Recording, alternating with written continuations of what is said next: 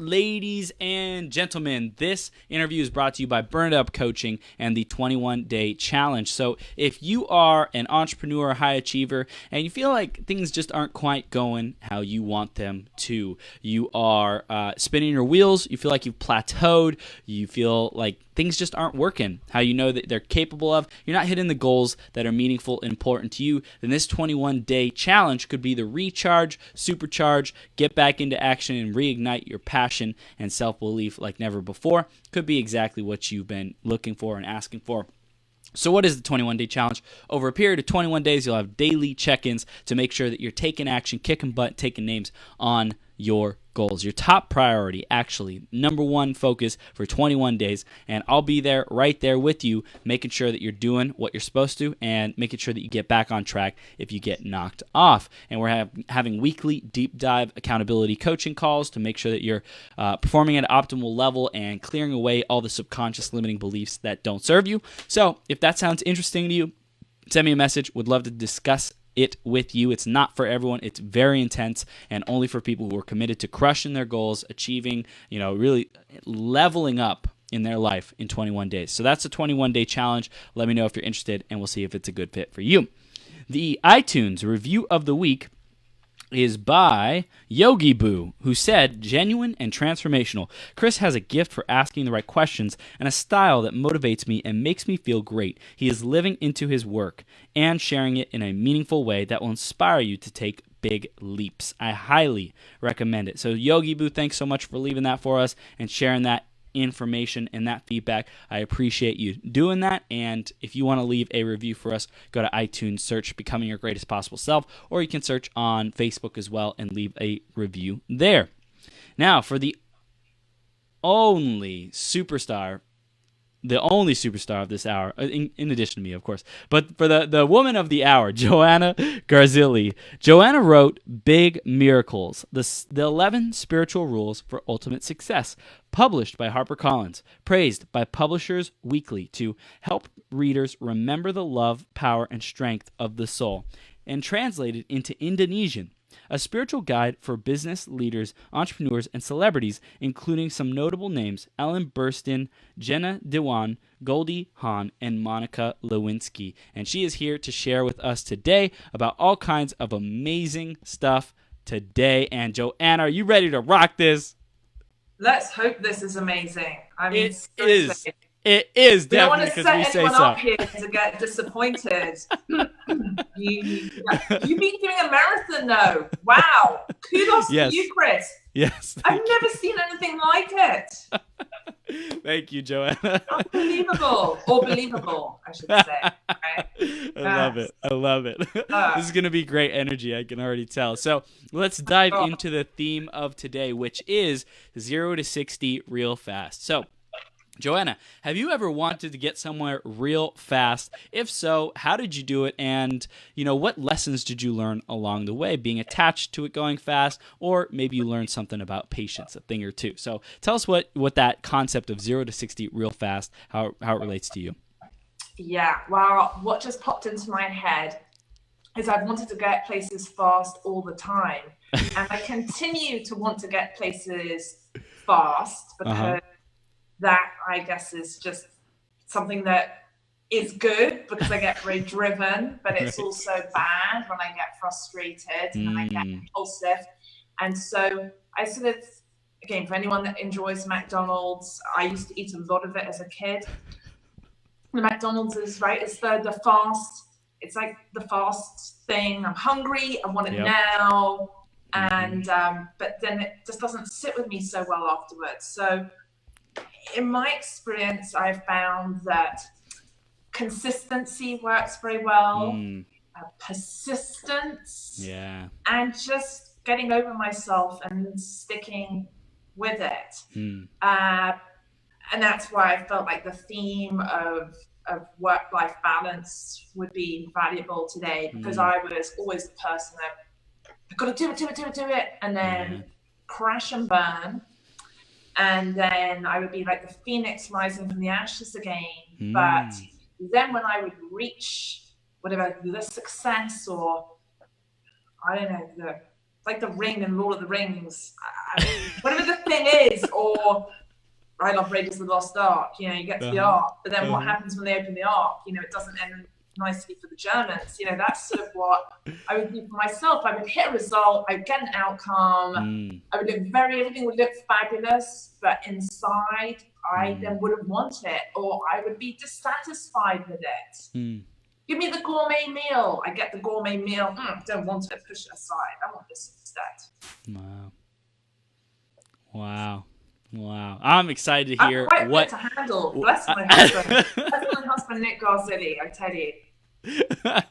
I love it. I'm excited to hear and my all son, the Dominic. adventures. Dominic wants to shout out. Dominic Garzilli. I love it. So I'm excited to hear all the adventures that come with this wisdom. And we're going to get there in a second. But before that, thank you so much for answering the question. Great insight, great depth and wisdom. And what is it specifically that you're working on today and creating, and how do you support people? How do you help people? What I'm working on today, well, as you mentioned, big miracles, that is very much a focus for me at the moment. It's an important message. I feel that it's those series of small action steps that end up getting one to the place, right? Because we always hear the 20 years to overnight success. Yep. So it's that, but really we do get there faster if we are consistent and we come back to this idea of aligning with spirit. If we are aligned with spirit, then even if terrible things are happening in one's life, you're going to feel gratitude, you're going to feel good, you're going to understand there's some purpose to the pain. And that is very much the core of the message that I've been compelled to share. It's evolved over the years. My first book was called Unleash the Psychic in You, How to Trust Your Intuition for Success. And that's very much everyone has the gift of intuition. We just don't always listen to it and trust it. But then another thing came to me in this last few months was that sometimes we have a strong intuition, but we need time to decode it. Because we're having all these feelings, or something's going on with someone, it just feels weird, something feels off, but we don't yet have the evidence to show that. Oh, sorry, I don't know. I have to put my phone on somehow, maybe on Do Not Disturb, right, to stop calls coming in. Let me see if I can do that. Hang on, let's see. Okay, boom. Are you back? Yes. Okay, good. Nothing should come in now. So then I realized, wow, okay, it takes time for that stuff to come through and be revealed. So I'm very passionate about empowering people to trust their own instincts, because all answers lie within us. And at the moment, personally, like, what am I working on personally? Still dealing with my head. Like the that goes on in the head. So what I've found with that is that by going deeper and deeper into the psyche, into the depths of the self, there is gold in there. And there is this unlimited, I want to say reservoir, maybe the reservoir is limited.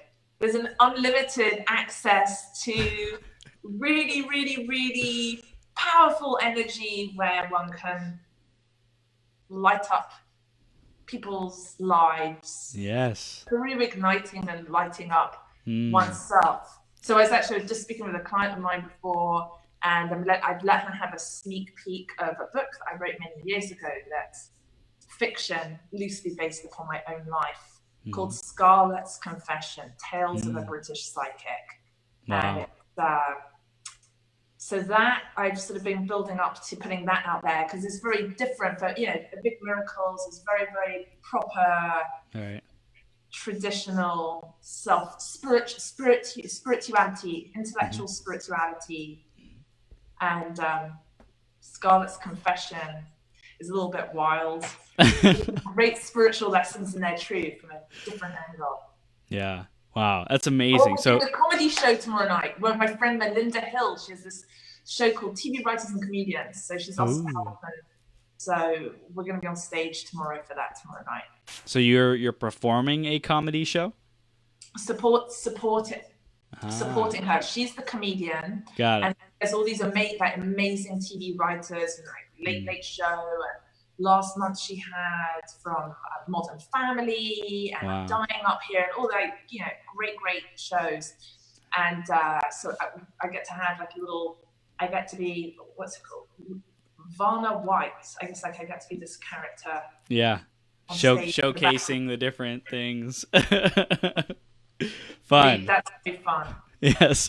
So awesome. So you're doing all these things, and are you coaching people? You mentioned a client. So are you coaching people on spirituality, on developing their own psychic gifts, or what's the focus of your coaching? So I found typically, it's developing their intuition. Very much like the different tools specifically that work for them, because not one size fits all, and also specifically in alignment with that person's vision and where they're looking to go, what's important to them in their life, whether they work for someone or whether they have their own business, whether they, you know, some of the clients I'm currently working with have goals where they're focused in generating in the hundreds of millions, $1 billion mark, and going, well, who do you need to be and who are you, which it comes back to that place, work at the energy level. I'm all about going to the core of the energy, really into the spiritual self, is like who you are without the body, the zip code, the I don't know, the letters behind after your name, all of that. It's connecting someone really, really deeply into themselves, typically through guided meditation, and then also just from, I tune in. And I used to, again, years ago, I used to do like the psychic stuff, and I would tell people things, but I prefer when I see things actually just to ask it in a question, instead, so that person can have their deeper realization. Although sometimes what I found lately, again, because I do a lot of yoga for my personal practice, is sometimes like a relative will pop in from the other side. Like they'll just suddenly just start showing heirlooms, you know, different sort of random things. And like, someone's popping in here. It's like whatever the person really needs to move them where they want to get to next. But it's always a spiritual foundation and paying attention to the subtle energies around oneself and within oneself. Beautiful, beautiful. So I want to know, and I'm sure our audience does too, how did you discover these gifts that you had? You know, take us back to the journey, and what were some of the times where you had to grow through and you know, go through to get to where we are today? Yes, so first 6 years old, I think for me, it was always when I would go to sleep, I would kneel by the side of my bed at 21 West Heath Close in Hampstead, which is in northwest London in the UK. And I would say, dear God, what is my purpose? What is the meaning of life? That it was me. What is the meaning of life? Wow. And I was really searching for that at 6. And then there was this trip that I took from London, my first trip to Disney World, best time ever. Flew Pan Am. It was Chinese chicken on the plane and something else. And my mom lost me on the plane. I mean, back then we didn't have all the security, right? We didn't get up from seats and all of that. And on that flight, I went and sat with a Native American chief, 2 Hare Krishnas, a hillbilly, and a priest. And I just go and talk to them and be like, so what's the meaning of life to you? Like, what do you think is the meaning of life? That's really where it starts. So I've always had a fascination. Fast forward to then in my early 20s, I started traveling the world and going and meeting people from these different indigenous cultures and spending time on the reservations in sort of off-limit sacred sites, from guardians of the temples in Egypt to the Maori to connecting with the Aborigine, just all over the place. And I saw there was a common thread between all of these different, I suppose you could say, spiritual leaders for their local community. And so that really awakened for me again, it's always just been a fascination for me. And it evolved more and more where when I was younger and going into the spiritual things, I was much more into the, oh, wow, did you see that cool color in that person's aura? Or can you hear a message from spirit? Sort of what I would call psychic sensationalism. But now it's very much, I feel like that's always all around us and is there, and it's just these multidimensional levels. And I like the idea of taking spirituality and very much incorporating it. It's like, how can you incorporate it into your daily life? Because I don't know how many people out there in today's, being busy, just the world moving faster and faster with technology, to go off and do a 10-day silent meditation retreat or go off up to the Himalayas. It's just not practical. So it's that idea of, for me, I've always had that fascination of how can one find that and access that within oneself, because it is within that inner landscape. So that has been the evolution for me in that journey. Let me just go back and say in my teenage years, because I was so in tune and could always read people really well, it's just a practice. Everyone can read people. If they get enough of their own crap out of the way, you can read people really well. And so I used to use it to my advantage for dating. There we go. I'll say no more. No shame. That's awesome. Owning those superpowers and using it. I think that's part of the journey of life. There's a part of it where we get to contribute to others and serve others and use our superpowers for others. And there's also a part of it that we get to use it to make our own lives better and fulfill our own purpose and wishes and desires. Exactly. It is striking that. I think it is about striking that balance. If we overexert ourselves in service to others, because rule 10 in Big Miracles is the service. If we give too much and then we hit that burnout, then one can get resentful of the gifts one has or the opportunities to serve others. So I do feel it is very, very important to be in tune with oneself and know when to take a little bit of a time out to pace oneself. As you know, building up to do a marathon like you are in the midst of right now takes preparation and really aligning yourself, because it's a lot. And then it's afterwards as well, then integrating everything, all the energies you've dealt with and putting this event together. Yeah, exactly. I couldn't agree more. So you went through all these sacred sites. You started developing your own, view on how do I take this from the far away exotic and make it more available for people on a daily basis. And then you compiled all that in the book that you wrote. Yeah, exactly. Because typically when people would come to me for when I was doing more readings, I still do readings, but just not on the like neon sign psychic type stuff. It's more sophisticated, it's looking at a person's strengths and seeing where their blind spots are and just helping them really clarify, a lot of time giving them confirmation about, excuse me, giving them confirmation about who they are, and then it gives them enough courage to pursue it. Wow. But people would say to me typically, how do I generate more income? Or, excuse me, I just noticed some water. How do I generate more income? Or, I've done so much talking today. How do I generate more income? Or, am I going to meet the love of my life? Or, do I stick in this relationship? Or, I have lost a loved one, and how do I deal with that? Or, I've had everything that I need, but I'm not feeling happy. Really addressing a lot of those things. Right. And the day-to-day, the things that people, what I've noticed is people often feel bad that they're not asking something supposed to be more spiritual. But part of living here and having our needs met is, I believe, is spiritual, is necessary. Yeah. Well, I believe abundance and living in abundance, recognizing the abundance that is and exists around us.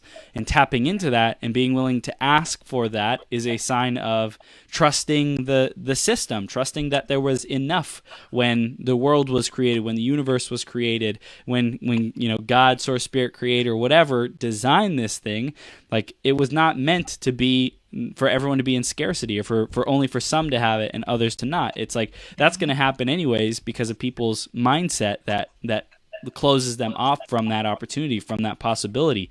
But we are all capable of tapping into that abundance. It's like you said, though, getting our stuff out of the way so that we're able to see the opportunity, see the spirituality in that process of receiving all this abundance, all this prosperity. Yeah, something we just did. We did a 90-day live stream where I did every day. Wow. For Big Miracles for the book, taking people through it, and then we manifested this really cute little house that we're in West Hollywood now. A lot of people who really worked through it said to me that they started decluttering. They just started clearing all that. They just started doing home organizing and decluttering their space. Wow. Now that's not what this says. Like, that's not but that's what a lot of people manifested. So, because I think, again, as you declutter internally, boom, you start to have the energy and the momentum to reflect it in your environment. And I think if anyone really is focused on creating bigger successes, it really being in that top percent, 1 to 3% of income generators, or people who are sort of on the radar of celebrity, environment is extremely important. The way that your home and your workspace is set up so that it can be conducive for being able to have a momentum. Yeah. And then for the body as well. Yeah, they talk about the F1, the Formula One car, like a race car, a Ferrari. These vehicles are manufactured with such high precision and such quality and care, and they're really well taken care of. Our bodies are that exact same kind of design, really sophisticated, ridiculously sophisticated pieces of machinery, being, flesh, whatever we want to call it, matter put together to create something that's super special. And you wouldn't store an F1 car in a broken down shed with a bunch of holes in it, rust all over the place, oil spinning everywhere. You wouldn't put that there. Just like as a human being, you don't want to put yourself in that kind of environment that is super nasty or cluttered, and there's stuff falling over on you. You wouldn't want that stuff falling over on your car, ruining the car, the integrity of the car. So it's the same thing. I love that you use that that analogy, that we are definitely not meant to go through that kind of crap, and we're not supposed to put that in our environment. We're not supposed to put it in our body. Like, if we want to be a top 10%, 3%, 1% performer, then everything about our life has to be like so detailed, so precise to be able to achieve that result. And I think that's the big challenge that people really go through. What I've noticed with clients that I work with, or just from friends of mine that I hear, that it's that balance between having your home in order, your business in order, or whether it's your job, your body, your family relationships. If one is in a romantic relationship or married to someone, keeping that in order. If you have kids, and you're throwing in that in the mix. But it's a lot to balance. It's a huge amount to hold in place. And I like what you said with the Ferrari, because rule 2 in Big Miracles is be a spiritual vehicle. So the question with that is the idea of what you need to, what do you need to surrender? And you ask yourself that on a daily basis, which you could say in a more simplistic or a more gentle way is, what do I need to let go of? What do I need to declutter? Declutter the mind first. The mind, I feel, is the key to everything. There were 2 steps I feel could be really powerful to share with everyone, because I just feel this theme of exhaustion is so valuable and so timely, because I notice that I see You see, I see there's a group of people out there who they go, oh, if I could just make this amount of money, just have this, you know, the family and the this and the home. And then there's people who I know who have all of that, and they're not like, that's not the answer. No. That's not it alone. It has to be holistic. So I think that against exertion, exhaustion is that first step is to really to clarify your vision. And sometimes sort of like when we, because you did the Ferrari, I'll now do the plane. Love it. Airplane, right? The pilot, right? We constantly have to course correct. Yeah.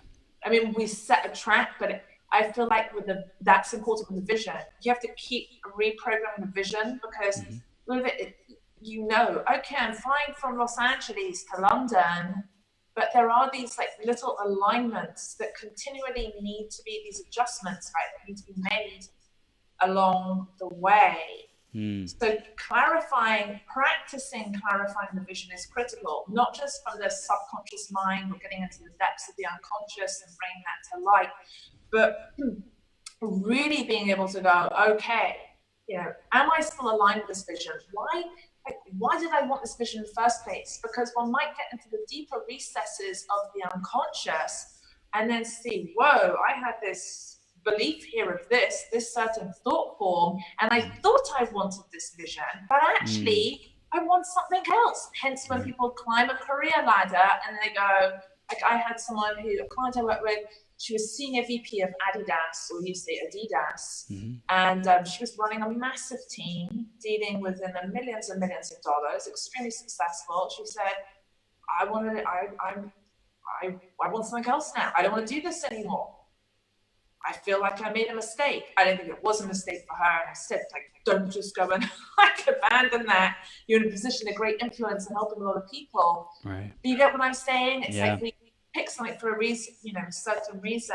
And then that once you really do clarify the vision, I think it's like the true vision that one has is the secret desire, the thing that we would be embarrassed. So if we said the thing we really, really, really wanted, someone would be like, oh, that's ridiculous. That's so stupid. And one feels silly. So what is the remedy for that? What is the next step in that process then? Unshakable faith. But the thing is like having unshakable faith, that's a tall order. So that's why I said when I thought about before coming on here with you, I was like, okay, well, it's practicing unshakable faith. It's a practice. Because 2 nights ago, when I went to sleep and I said, Spirit, just show me, I want to see how strong my faith is.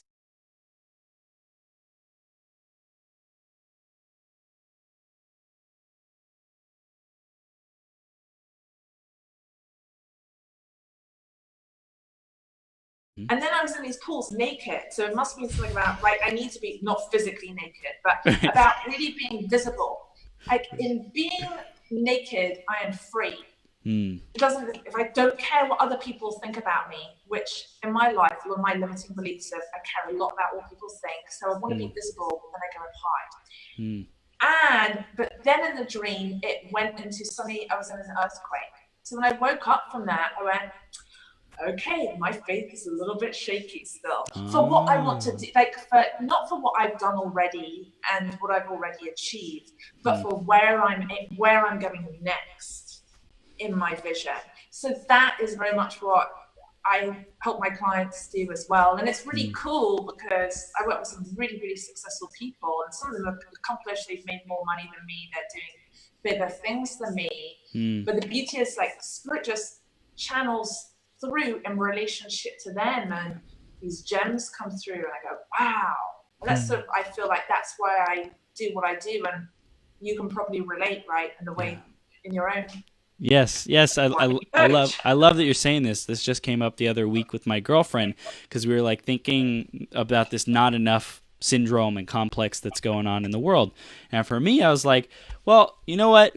How about this? How about entrepreneurs who are smarter than me, better than me, faster than me, more influential than me, more powerful, more capable, taller, shorter, better looking, worse looking, like all kinds, right? Every sort and shape and color hire me. Why? Because they love my energy, because they love my presence that I bring to them. They love who they get to be and how they get to show up around me. So that was like a huge breakthrough for me, because I was like, oh, someone who's older than me, they're not going to want to hire me because, they know more about life than me, blah, blah, blah, blah, blah. And there was all this, I wasn't enough, when I recognized that I am perfectly enough exactly as who I am. And I serve the perfect people who are hungry for my gifts, for my energy, for what I bring to the table. And I am not at all attached to what that looks like. And I trust that I will be attracted to, and the right people will be attracted to me, and I will serve those people. So I think it's super cool that, you're working with amazing people who are accomplishing big things.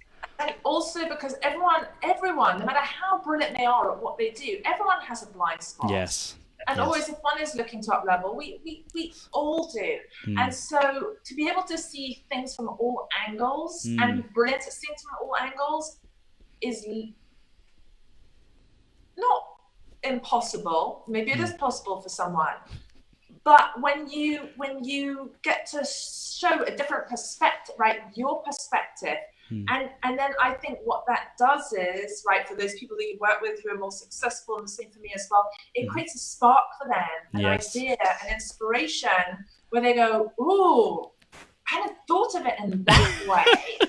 And just, right, you're fueling something more. It's like maybe they can already make the perfect cake, but then you get to be the sprinkles. Yes. Yes. Yes. Like, that's really good. Add something else in it, or like savory and then add sweet in there, right? It's that. That's a taste sensation. Yes. I love it. I love this conversation. I love where we're going. And, I just really want to make sure that we cover the exhaustion and exertion, and make sure we dig into that and find out, what's the root cause of that. We've been going over a couple of the chapters and the principles in your book. I just want to make sure that we drive that home for our audience. Yeah. If we've already covered it, let's do it again. So just to go back to the simple, the steps that I feel like there's many aspects to work-life balance. Right. One thing that I love, the 80-20 principle, right? Richard Koch, who wrote that. And this idea, right, we talk about, 80% of the time, we should be doing whatever the thing is, 80% of the time that we don't want to be doing, we want to make that, clear that stuff out so that 20% becomes 100%. Right? Yes. For people who don't understand about that principle. So what I was thinking about, I wrote down the question, and this would be a question one could ask oneself. Do I have work-life balance? So you wake up in the morning or before you go to sleep and you go, when you go to sleep, did I have work-life balance today? And looking at the sort of the percentage of the things that you did where you felt, oh my gosh, I'm overwhelmed here, or what is happening? Or I feel like things are coming at me, or there was this unexpected thing, but we should always expect unexpected things, right? So this idea of using the 80-20 principle, I feel like a lot of the time it's, you want to come back to 80% of feeling energized and feeling calm and just like feeling good for taking the actions versus this, I'm in exertion mode. Another thing is to just look at them. So you can sort of use that 80-20 principle in different ways. Am I 80% exertion right now? And the exhaustion is small, but it's about to flip and it's about to turn into 80% exhaustion, and then the exertion is going to go down to 20%, right? So it's just like a lot of this, sort of like what you see in, I guess, in risky trading, where it's just like a lot of this stuff, and being able to get to the point where it's just like a way to clarify where is your energy, so what are you doing with your energy, and the reason why we go into exertion mode is because normally from a state of panic, because rent's due, or there's an unexpected bill, or suddenly whoa, something's needed now, and there's a competitor on your heels, and go, go, go. Or someone says, I don't believe in you. It's like a parent. You go, okay, I gotta go, go, go. Whatever the reason is driven by the unevolved ego, that it comes from this exertion. But it just doesn't work. At the end of the day, like, you never get somewhere fast. You always end up going back to the place where you were, where you were in harmony and balance. It's like it always flips you back to that other place. So that is why I felt like this idea of really part of exertion as well comes from what someone else wants, because you have a strong need to be loved and accepted, and you don't feel that you are enough. And so hence it's like this, again, the drive comes in from there to fulfill a certain vision that maybe is not the ideal vision. Now, if one is manifested vision, but the secret desire is something to a career pivot, right? Then I feel it is very important not to suddenly be like, what, I'm in, you identify, I'm in exertion mode, I need to back off, but you can't just slam on the brakes. If you identify in exhaustion mode, you can't be like, okay, well, I'm just going to stop working altogether because there's bills to pay. If you have been climbing a particular career ladder or manifesting a certain aspect, a niche, a business or a brand or a product or service on offers, and you go, whoa, I need to pivot industry. You don't just go and be like, oh, with my brand right now, let me just go over here. And because it's like, I feel like spirit will always put you back to like the thing. You don't get to move on to the next thing until, this is more sort of like a spiritual level, until you've learned your lessons, your karmic lessons. Don't get to move on. How do I know? Because I've gone through all of this. And it really clarified for me when I wrote down, I went through all my numbers. Like I looked at the last 4 years, of my earning, and I got to, because I want to see, is there a pattern of what I make each month? Is there a pattern of what happens each year? And it was really interesting to see how the exhaustion, that if I hadn't let that consume me, and don't get me wrong, I'm very high functioning even if I'm in drama or crisis, still get my crap load done, but it's not healthy. But I went, if I had made a different choice and I had practiced unshakable faith and been in that, I could have had much more impact. I would have been much more visible. I would have generated at least 2 times at least doubled what I make now. Right. It was really clear to me. And that's why I felt that this was such a valuable topic to be able to just go over and talk about, because a lot of the time people hide what's really, look, if I'm going through stuff, I'm not one of those people that just like spills it all over social media. Looks like someone needs to know, like if they've gone through something tragic and you do, like, one shares it, right? Normally because it helps other people grow. Right. They're like that day to day of just, I'm like, I'm not going to share that stuff. And I think it's like that for a lot of people. So even people who are outgoing can tend to isolate themselves in some way. And especially for people who are already successful and they're meant to be perceived a certain way.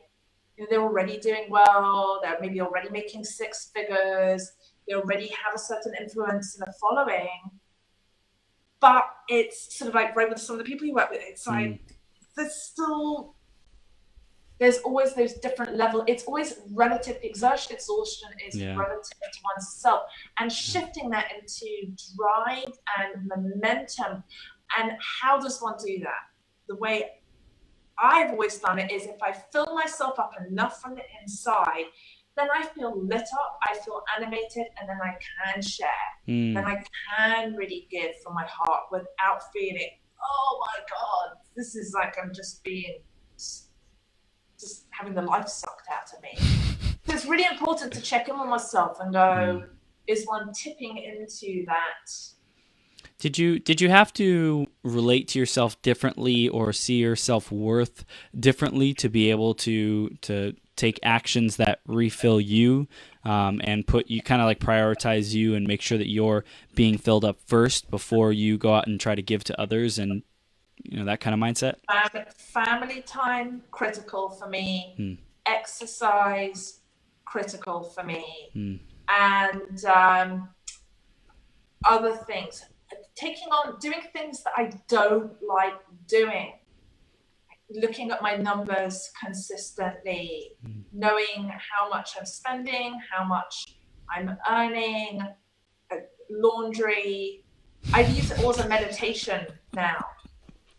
It's a meditation for me. It makes a huge difference. That's a great perspective.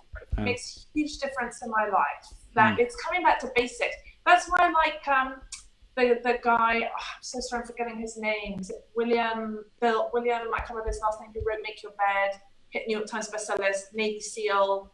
And he said like the main thing he learned from Navy SEAL training, like a lot of crazy stuff happens, right?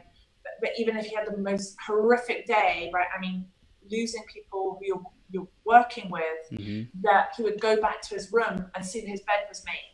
It was just something of having that level of order.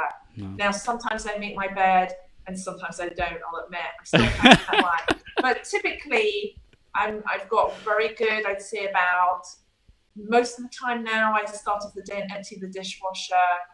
And they sound like silly things. But for me, because if someone showed up now at my place, I wouldn't have to be frantic and go, oh my gosh, like the place isn't in order. Right. You know what I mean? It's sort of like that feeling on edge with stuff. And I think it's like that with business as well. If you know your numbers and you're taking care of yourself and you're clear about what your vision is, and then having a specific plan with that, then from that structure, you have freedom to be able to have more creative energy, which I think is very necessary. Yeah, to be able to take inspired action, there has to be some room to play. If we feel like we're being constricted, if we feel like there's so much pressure, like we can't even breathe, there's like from one thing to the next, there's no space, right? I think space is the key term there, and we create space by having that order. We create space by having things structured, having things through discipline. We create freedom. It's like through that discipline of having the house cleaned up, having the business's numbers in order. We're not constantly going into work every day being like, oh my God, what are we going to deal with today? What fires do we have to put out today? What travesties, atrocities do we have to deal with today? It's like, hey, I know these numbers are on point. Yesterday they were this, today they're going to be this, and we're going to keep going. We're going to keep moving forward. So there's that certainty and that calmness, which creates the unshakable faith to operate under. It's one thing to say, okay, I'm going to be unshakably faithful, and like have no grounds or basis to declare that from. A weak foundation to declare, hey, I have a new foundation from, doesn't work. But when we have that solid foundation of knowing I'm disciplined with my bed, I'm disciplined with my numbers, I'm disciplined with taking action consistently, then that's the place where we can say, and I have that my unshakable faith on top of that, which helps me rise even higher, which I lean on, which I count on even more. Exactly. And then when you have the success, whether that is the relationship or the award or generating a certain amount of revenue, you can enjoy it. Yeah. You actually enjoy it. I mean, I can't tell you that number of times certain people, talent I've worked with where they do a big show or they've been on TV or something, they're doing stuff. And there's this moment where it feels great, and then the come down afterwards. Again, it's like, what is that foundation that is there? That's why I wrote the 11 rules for big miracles. This whole, that trajectory, there isn't like some magic thing, although it looks like magic when we create those results. So yes, I like going back to just basics and doing them consistently, because it's like someone says, oh, I want to make $1 million. I want to become a millionaire. If you can't get your crap together at home, like really, if you can't find the time to exercise or to take time with a loved one or have decent food in the fridge, well then how are you going to run things? You just can't. Then it's a work-life imbalance. And that's the other thing with the 80-20 there. Is it like 80% of the time you're working and 20% of the time you're friends, family, doing fun things? I mean, sort of like be nice to do it the other way around. Right. Yeah. Unless, of course, like if you love what you're doing, but even then, it's like, you know what I'm saying? It's, but one can flip it quite easily by looking at one's life and going, okay, what am I doing on the day? You look at your calendar and go, am I excited about what's in my calendar today? Yeah. Am I excited about the products or products I'm selling or the services that I'm offering? Do I like the corporation I'm working at? I like the people around me. A lot of time I've also found that if one doesn't like certain people, one gets really triggered by them, they're absolutely is indicating something from one's past that isn't addressed. Typically with some type of authority figure, whether it's a parent or someone from school or someone that one looked up to when one was younger. Yeah. And you mentioned about the if we can't be trusted with the few, how can we be expected to handle the many? You know, if we can't be trusted to have our bed made, or if that's too big of a task for us, if it's too big of a task to take care of this one body that we've been given in this lifetime, right? If that's too big of a task, okay, then we won't give you any more. We won't give you, 100 or 1,000 or hundreds of thousands of people to share your message with, because obviously, you're not able to handle the one that you've been given. So I totally resonate with that. And for anyone out there who's listening who wants to step up into that power, were you going to say something? Yeah, it just made me think of that if anyone struggles in making their bed, they could set themselves a challenge of 100 days in a row making their bed, and I wonder what big miracles would then manifest. Ooh! So if you take on that challenge of, I'll tell you what happens in 100 days. Transform.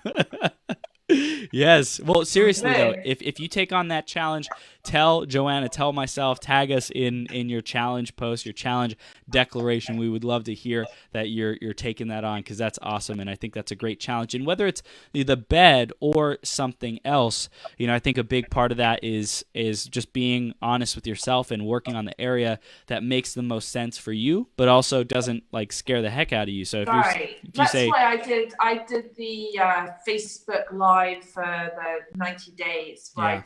Because I had a lot of discomfort, even though I'd done a lot of stuff on TV. I had a TV show in the UK, but there's something about it's different when you have a crew around you and you're on a TV show versus you're putting yourself out there. It's your own thing. Yep. And so, so I made myself do that, and that was really transformational for me. Now going and getting on a Facebook Live or a Zoom or something, it's just,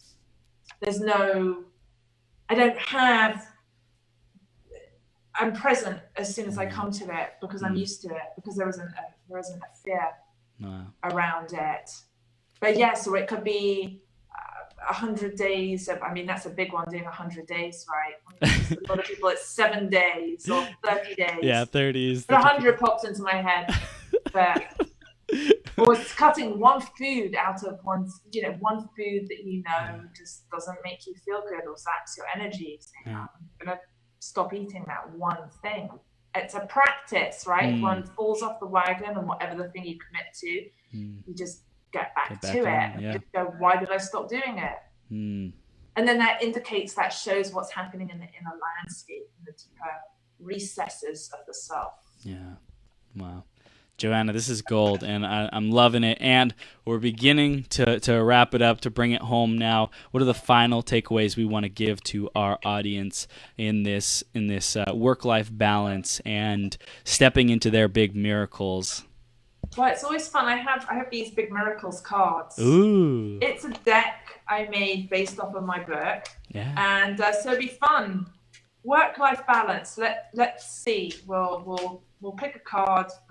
That'll be a collective consciousness card. Choice. Yes. Here we go. And the card is I like this. We're starting on rule 1. Rule 1, align with spirit. Ooh. It's career focused. So work-life balance for the career. There is no barrier to manifesting what you desire. Wow. That's the message for everyone. There is no barrier. Wow. That's beautiful. Which is the unshakable faith, right? That's really, it's like, to me, it's like confirmation. Right. Of going for the secret, the thing. And it's not always about the money. Right? That sometimes the thing someone wants to manifest, it's not just about making a lot of cash. It's being fulfilled. It's delivering the value, your gifts that you were sent here with. That is beautiful. Yes. Beautiful. So it's to align. Anything else around the work-life balance that you just really want to convey? Because we covered a lot, and all the things that we talked about were amazing. Anything else that you really just want to drive home? There's sometimes certain things that our society is quite ingrained with passing on guilt. And that if you don't do certain things, then you're not a good person and you're being selfish. And this isn't anything that anyone hasn't heard before, but it's easier said than done. So sometimes you may have taken on certain commitments and you realize this is not healthy for me to continue for doing this commitment, because it is taking me out of a work-life balance that I desire. And saying to yourself, okay, I'm going to let go of one thing. I'm going to let go of one thing today. And I'm going to be okay with it. I'm pretty sure that everyone has at least one commitment of something that is an energy drain for them and is throwing them out of balance. Because I haven't talked to anyone. Someone that doesn't, well, what we do, they're just knocking it out of the park. Yeah, so true. So let go of that which doesn't serve you and trust that you are enough. Have that unshakable faith and align with spirit. So Joanna, this has been gold, and I know people want to know how they can stay connected with you, how they can take their next step on their journey with you. So how can we do that? What's the next step we want our audience to take?